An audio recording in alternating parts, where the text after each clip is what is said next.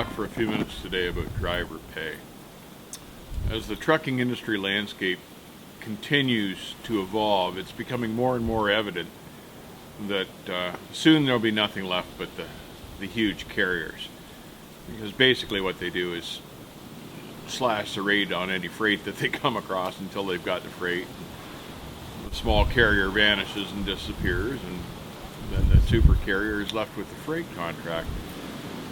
But because they've slashed the rate to get the freight, they need to operate more efficiently because they're operating for less than really what they should be. Well, who takes the brunt of this?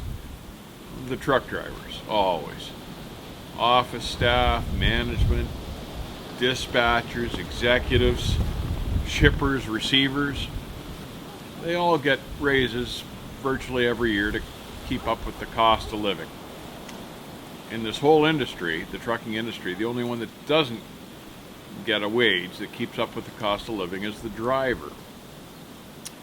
And then they wonder why there's a driver shortage.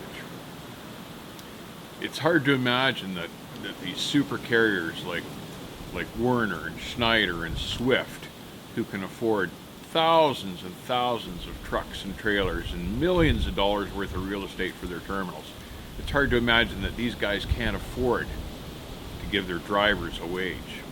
Everyone else in their company's getting a wage raise every year, but not the drivers. And they'll go to any lengths to keep from giving drivers wages. They hire guys fresh out of driving school now. They hire immigrant drivers that have no experience on North American highways. And it's to the point now where it affects the safety of the driving public.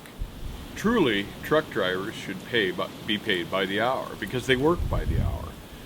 And it's frustrating as a truck driver to be stuck in traffic or bad weather for hours and hours on end on a day like today, and know at the end of the day, when your hours are up, that you've made virtually nothing because you haven't been able to travel far enough due to traffic or weather or whatever.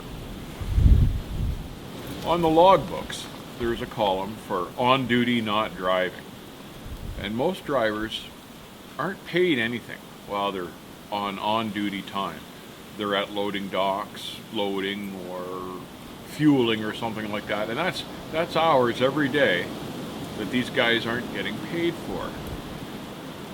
Yet they're still putting them in. They're putting them in for their job, and they're putting them in for the company. And they should be compensated for that.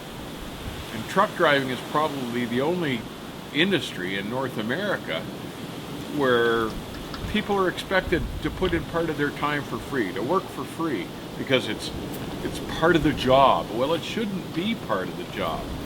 They should be compensated for all of their time and effort, and they should be compensated for their experience and skill levels as well, and they're not either.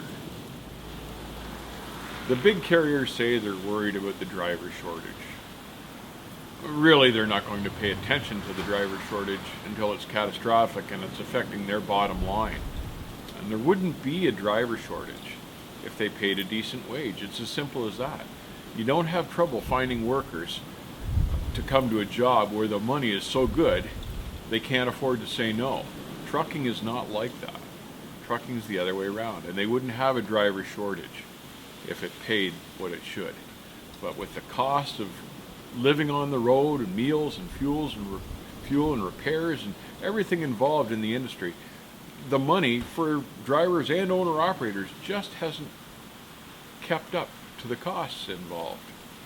And the big carriers are going to have to rectify that situation sooner or later.